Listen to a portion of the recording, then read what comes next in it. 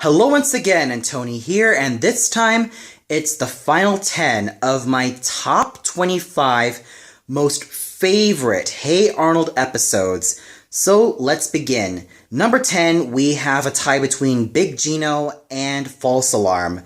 Now, the reason why I've placed these two in the same entry is because of this sole reason. They have both homages to very famous classic films. In Big Gino's case, it's with the Godfather series. And with False Alarm, it's 12 Angry Men. So let's start off with Big Gino. Now, Big Gino's premise goes like this. Sid owes Gino a huge amount of debt. He gets his hobby horse after getting a huge amount of candy. He was reluctant to pay the debt, so leading to the decapitation of his hobby horse, which is very much similar to the decapitation of the real-life horse in the Godfather series. Yeah, except in this version, it's with less blood. And basically, Sid has to owe Gino a huge amount of debt, so Arnold does some reasoning with Gino himself and says that Sid should work for him. Sid proves himself very competent and starts to become like his right-hand man, only to realize that Arnold does have some concerns about him because he has to also remind him that he shouldn't forget those horrible things that Gino has done to him. So Gino overhears this, and he wants Sid to give Arnold a swirly. Arnold refuses, so Sid pretty much has to take the fall, and, well, gets the swirly, and then they reconcile. Well, Arnold and Sid. False Alarm is basically a homage of 12 Angry Men. Now, it all starts off like this. A hand, full of peanut butter, rings the fire alarm, and then Principal Warts assures everyone that it's just a false alarm, and then he sees footprints leading to the janitor's closet to spot Eugene. Eugene is proven guilty by the jury Curly, Gerald, Harold, Phoebe, and Helga, though Arnold refuses to believe that he is guilty, feeling that he does have some evidence that hasn't been covered yet. Each of them tell their own side of the story, and then Arnold tells his own side of the story, which goes like this. Perhaps Eugene was distracted, he was tripped on, and, he was basically taken advantage of. I won't spoil the ending for you, but if you've seen 12 Angry Men, you'll kind of, see that it's a very shocking, yet very intriguing ending. So overall, these two episodes were pretty much homages to these great classics, and they had their own little spin on it, and it was just enjoyable. Pure pleasure watching these two episodes. Then we move on to number 9, which is a tie between What's Opera Arnold and Arnold's Valentine. Now, these basically talk about Arnold's and Helga's relationship with each other, and even with Arnold's still crush on Ruth. And let's start off with What's Opera Arnold. Now, What's Opera Arnold is basically Hey Arnold's version of What's Opera Doc and The Rabbit of Seville. Both of them very wonderful classic Looney Tunes shorts that basically were parodies of opera. However, there was one minor nitpick, or one minor comment, that I've noticed in the opening credits. It stated that it didn't just have music from Wagner, Leoncavallo, Bizet, and all the other composers, but it stated that it also had music from Mozart. However, when I heard Gerald as Figaro sing, Figaro, Figaro, Figaro, Figaro, Figaro, it's actually Rossini, so I kind of wish that they could have changed that. It was a minor error, but oh well, at least it was still fun to watch. So, basically, the 4th grade and 5th grade and 6th grade kids go on a field trip to an opera house where they see Carmen.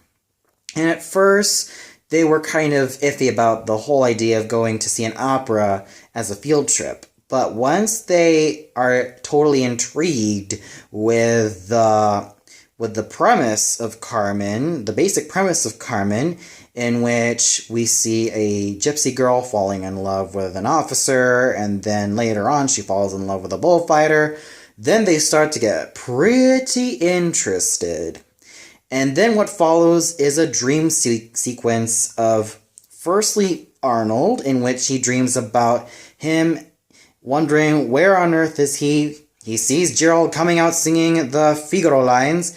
And then we have Harold singing Ridi Pagliaccio from I Pagliacci by Leoncavallo. And every time Harold is in his overly dramatic crying state, this music freaking plays. And it is just awesome. And then when the curtain opens, he's now Don Arnold, and then Ruth comes out as Ruth McCarmen to the tune of the Habanera.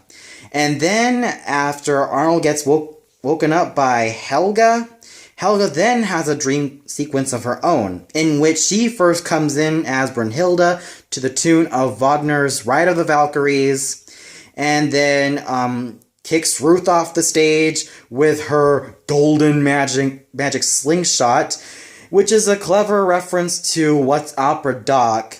And when Gerald said, "I thought she had a spear and magic helmet."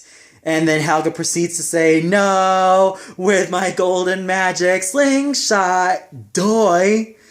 And it was just so funny.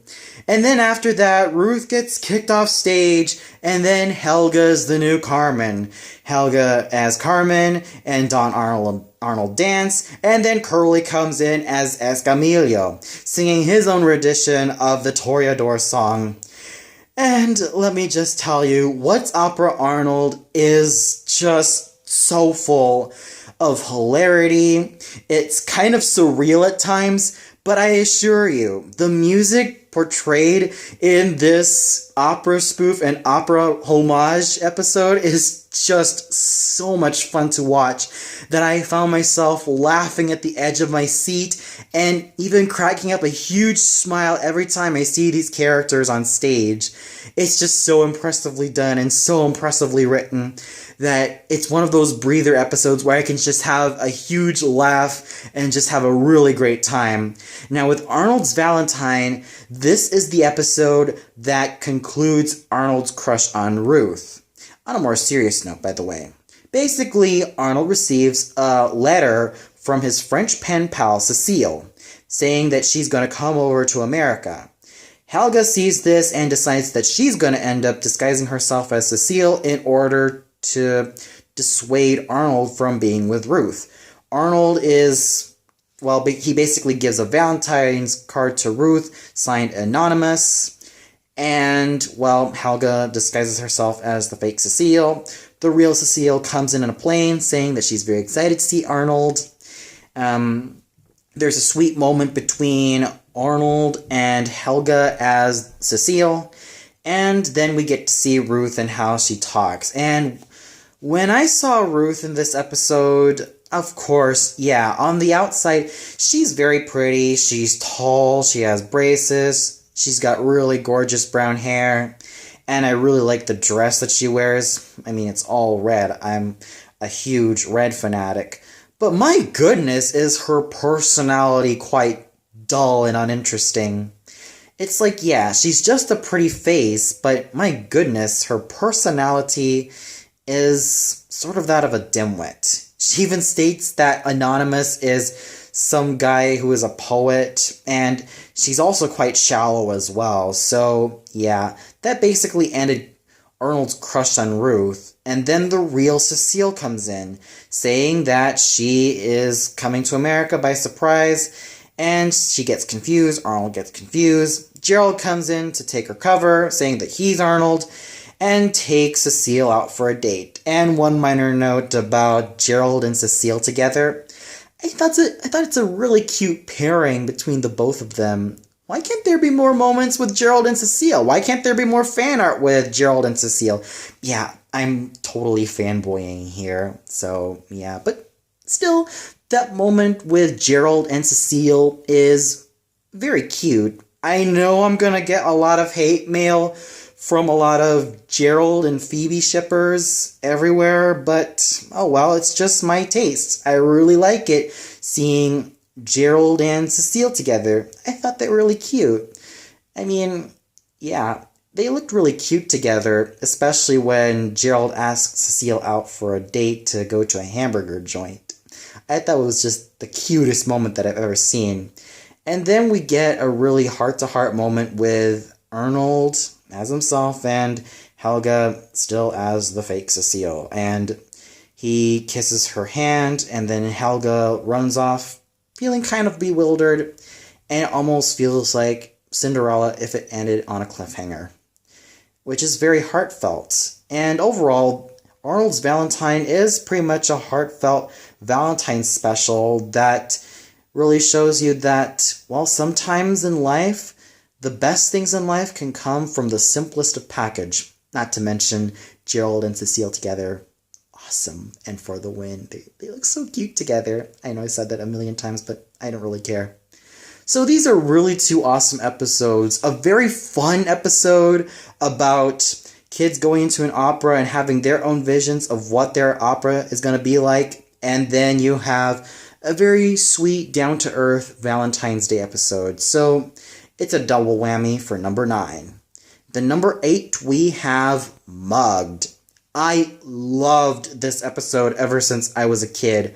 I thought that the opening was pretty much haunting, and especially when the thug, totally beat up Arnold and wanted his bus pass and his money.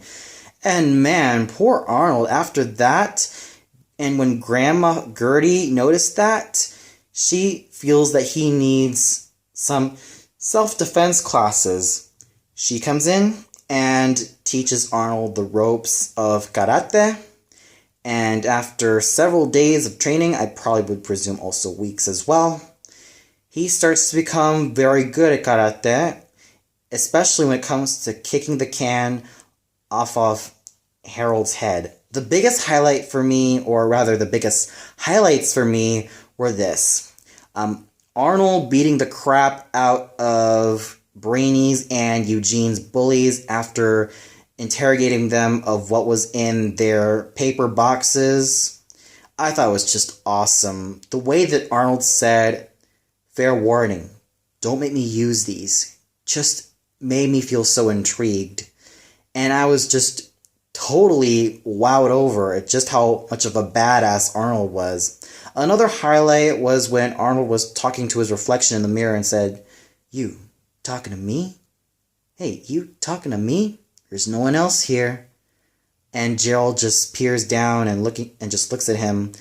And Arnold coming into school with this new attitude, and then Helga just feeling shocked of saying, "Oh my goodness, he's changed. I can't believe it," with that huge reaction shot in her face. I thought it was just speaking 1,000 words. And then came, the other scene in which some average Joe asks where the bus stop is, and then Arnold completely mauls him, and then the poor guy cries. I thought it was just a very sad moment as well. Then Arnold runs throughout the city, meets Grandma, and then even the thug takes his bus pass back, and then all ends happily. So basically what this episode is basically trying to tell you is, it's not just the question of whether violence is good or bad. But yeah, some people say yes, violence is bad, but to quote Eli when he made his top 20 favorite Hey Arnold episodes, it's this: violence is bad only if you don't do anything about it, or if you just allow it to happen, or if you allow something bad to happen to you, or something like that. So basically, yeah, what this episode really showed was that after Arnold really got used to his new persona as a karateka, it really got to him and really thought that he could be like he could really be the fighter or something like that, or prove himself a lot tougher than the rest of them, because he felt like he had every right to fight back after what happened to him that night. So it really does show you that, it also teaches that something about martial arts as well, the basic principle of martial arts, and even with self-defense. The thing about self-defense, or even the general term in martial arts, is this.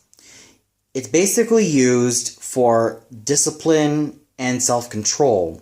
It's not used for violence, nor is it used just to get yourself some kicks or beat someone up.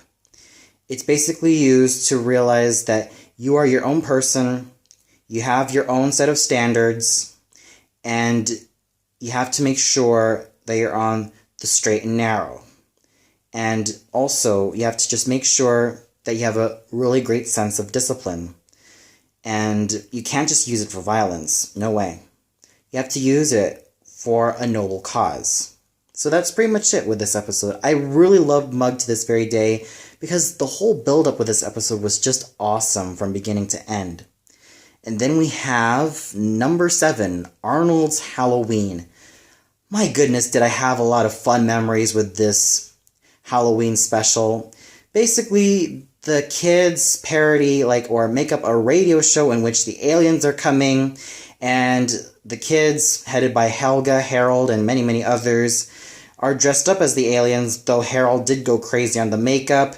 They get chased on, and their prank was almost too real to begin with until their costumes ended up being washed off. And then we have a very touching moment between Big Bob and Helga. So this episode was not just full of thrills, but this was a lot of fun to watch, and especially with Helga's second Arnold yell, and it was just so hilarious. So this episode is not only thrilling and chilling, but also full of hilarious moments and just full of tension and excitement. At number 6, we have Chocolate Boy. Ooh boy, now we're getting into the serious stuff. Talk about an episode that talks about the negative effects of addiction. Now, replace the word chocolate for drugs, and then you get something like Chocolate Boy. Now, at first you might think Chocolate Boy is merely a throwaway character, but this episode proves you wrong. We first see Chocolate Boy while finishing the last of his chocolate. Wolfgang takes advantage of this alongside Edmund and gives Chocolate Boy a dare, in which he shouldn't eat chocolate for 2 weeks, and then he can have a huge bag of chocolate. So, basically, Chocolate Boy asks Arnold for help in order for him to stop this, so Arnold agrees, and here's a highlight for me. Basically, Gerald does some chatting with Arnold, saying that it's rather impossible to cure Chocolate Boy despite the various magnificent deeds that he's done in the past, like bring back Mr. Huyn's daughter, save Lockjaw, save the neighborhood and all that stuff, save Mighty Pete, and helped Pigeon Man and the Stoop Kid, and all these type of things. And then Gerald says, "But get real, Arnold. You can never cure Chocolate Boy out of chocolate." And then Stinky chimes up about another impossible task, and then Harold chimes up of saying, "Or teach a goldfish how to play a clarinet." And then Sid says, or fry an egg on a hot summer day on a sidewalk. And then Gerald proceeds to say, "Sure, Sid, that can happen." And then Sid proceeds to say, "Or what about bake a cake on a sidewalk," or something like that. And then Gerald proceeds to say, "Show's over, Sid." So that was very much a huge highlight for me, mostly because, I don't know, probably there's something so fun about seeing 5 of my favorite male Hey Arnold characters on screen. You know, Arnold, Gerald, Harold, Stinky, and Sid, all in just one screen. It's just a lot of fun seeing them communicate with each other. So basically, Chocolate Boy gives up his chocolate addiction, only to realize that, okay, he was in a bet with Wolfgang all along. So basically, Wolfgang and his cronies take advantage of Chocolate Boy's chocolate addiction, and this time he's in need of serious help. What happens in the episode, or in that scene, was rather disturbing for me, that it starts to become very much tear-jerking. And if ever I had a tear-jerking moments of Hey Arnold list somewhere along the line, this would pretty much be it. So Chocolate Boy rings back Arnold again, and Arnold has a lot of these techniques to make Chocolate Boy stop thinking about chocolate, like sauna treatments, PSAs, and then trying out other substitutes like carob. Unfortunately, Chocolate Boy is allergic to carob. He can't stand hot peppers, he can't stand carrots, he can't stand celery. So Arnold decides to give him radishes, and Chocolate Boy eats them up really well. And then we proceed to having Arnold giving Chocolate Boy some sort of hypnotic treatment to see what was going on with Chocolate Boy in his childhood. And let me just tell you, it's pretty much tear-jerking, and it kind of makes you realize why Chocolate Boy would do these petty things. Because, well, I would hate to say this, he misses his nanny. So Arnold really does motivate Chocolate Boy to become a better person and says, you know what, Chocolate Boy, or Radish Boy, whatever, you don't need chocolate in your life. So basically, Chocolate Boy is liberated from his addiction and basically starts to feast on radishes. But here's one thing, we don't know what's Chocolate Boy's real name. We don't know what his real name is. We only know the voice actor. We only know that he's basically voiced by Jordan Warhol, and that's pretty much it. We never knew his real name. We probably would have wanted to know his real name from the start of this episode, which is kind of a pity, because they mostly call him Chocolate Boy. But still, despite that, it was a very enjoyable episode, and very much an interesting episode that looks into the darker parts of human society, like addiction. Then we have number 5, which is Arnold's Christmas. Now, as I said in my tribute video about this Christmas special, I really love this Christmas special. It is no wonder why this is placed on a lot of people's favorite Christmas specials list, and it's usually ranked number 1. Because, I'll have to reiterate, this one has a lot of heart, and has a lot of genuine moments, and it's basically different from the usual Christmas special. Usual Christmas specials talk about the search for Santa Claus, if he's real and all that, and it basically starts to seem more monotonous all the way through, and also about the gifts and the presents and blah blah blah. This one has pure heart. Enough said. Then number 4, we have Veterans Day. Now, as mentioned by Patricia from Old School Lane, this is an episode that doesn't really get talked about a lot. And it's also quite an underrated Hey Arnold episode. And I could see why, because, well, when you think about it, Veterans Day, it hasn't really appeared that much in a lot of mediums, except Hey Arnold. Now, the premise is like this. Arnold, Gerald, Mr. Johansson, and Grandpa Phil go out on a trip to Washington to see the memorial. Grandpa Phil tells his story of his time in the Cold War, or his time battling the Nazis during World War II and World War I. The World War II, yeah, World War II. He basically was battling the Nazis in World War II, and how he managed to be a strategian in that time, and how he managed to work himself up the ladder in the time. And Gerald Johansson's dad, or Martin Johansson, was working as a file clerk. At first, well, Gerald was disappointed that his dad didn't do anything huge and heroic. And Arnold's case, he was kind of disappointed. He felt a bit disappointed that his grandpa basically made the whole thing up. But let me just tell you that the ending is both surprising and very touching, especially when it came to Gerald's dad's side of the story. The ending for Veterans Day is probably one of the most touching that I've seen, and it really shows the importance of this very special holiday. It really shows you how much men and women have sacrificed to fight for the good of the USA. So if you really have the time, then I highly suggest that you go watch Veterans Day.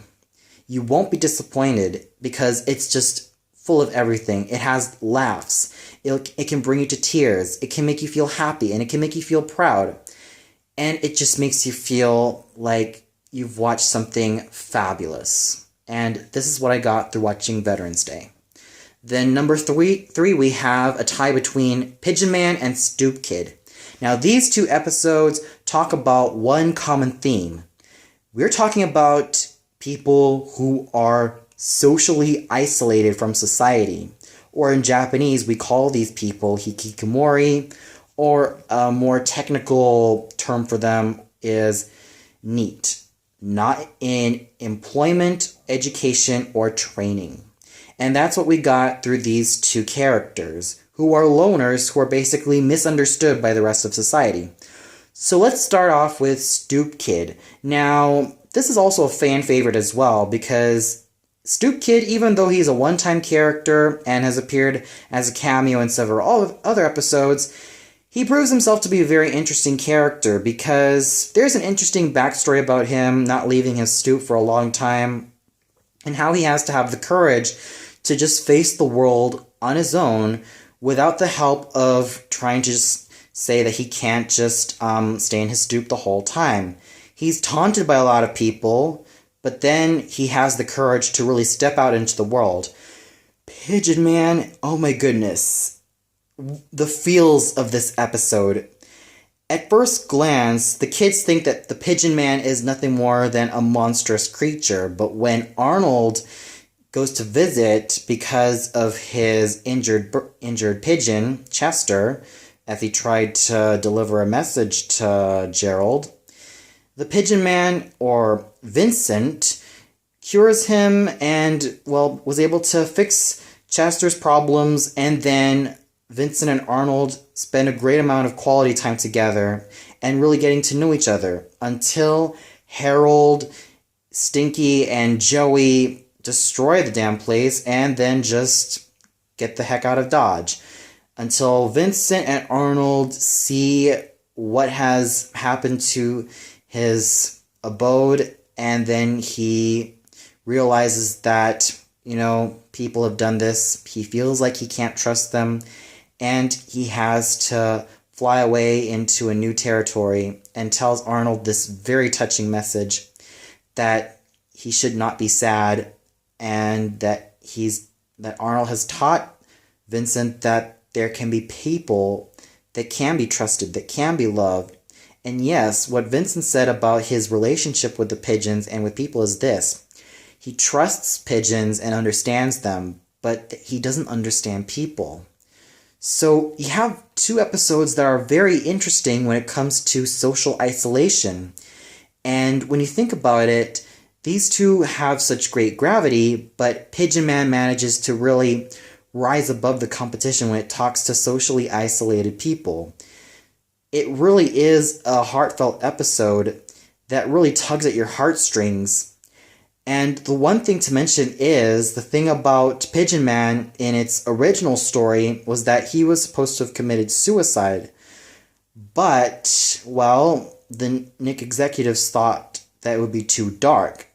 And I would also like to quote Eli Stone in this, that the thing was that if they would have kept the suicide scene, then it would not have made sense, because it made more sense that Vincent flew away with his pigeons to another land, which was a lot more uplifting and more heartwarming as well. So this is basically a huge double whammy when it talks about the issue of social withdrawal at number 3. And then we have number 2, which is another fan favorite in the form of Helga on the Couch. Talk about an episode that really makes me feel for Helga. As I've mentioned before, I did not care for Helga as a character during my childhood, but as I grew up, I started to really connect with her as a character. I saw her flaws. I saw how she feels lonely at times, her relationship with her parents, her relationship with her sister. And basically it's like this. Helga is basically seen being rude and very pushy as usual, and this has caused the attention to Principal Warts to call in Dr. Bliss, the child psychologist, who is very helpful with troubled children. What we see in Helga's life is very much heartbreaking and very heart-wrenching, especially when she has to walk on the streets alone, and she was only a preschooler. So it was rather heart-wrenching, and until she even admitted her love for Arnold, she completely goes out on that. And we see a bond forming between Dr. Bliss and Helga, which is a very touching moment between the both of them. And it's a very, very heartwarming episode, a heart-wrenching episode, and one that can make you really root for Helga. It's a very sad episode, but also makes me understand Helga as a character better. And it makes me want to see that this is a type of character that I could just take a cold, hard, long look at and just realize, she is a character that I could sympathize with. Yes, she's done some crazy shit, but ultimately, she's a character that I really feel for and just want to have my heart go out to her. So, Helga on the Couch stands firmly on number 2. And number 1, it shouldn't be no surprise to you all. Parents' Day. This is the episode that basically introduced us to Arnold's parents and who they were, how they managed to have their first childhoods with him, and of course the annual Parents' Day with the different parents of PS 118 competing against each other. This is definitely a lot more uplifting than the likes of the Journal. And to quote Patricia, the ending of Parents' Day is a lot more uplifting and leaves you with a smile on your face, whereas with the Journal, it kind of leaves you scratching your head. So, this is definitely a great episode to watch, and one that has really touched me, and has made its place on the number 1 spot of my most favorite Hey Arnold episode of all time. Well, that's all for now. I'd like to hear what are your favorite Hey Arnold episodes as well. So until then, tune in tomorrow where I review As Told by Ginger. So until then, good night everybody.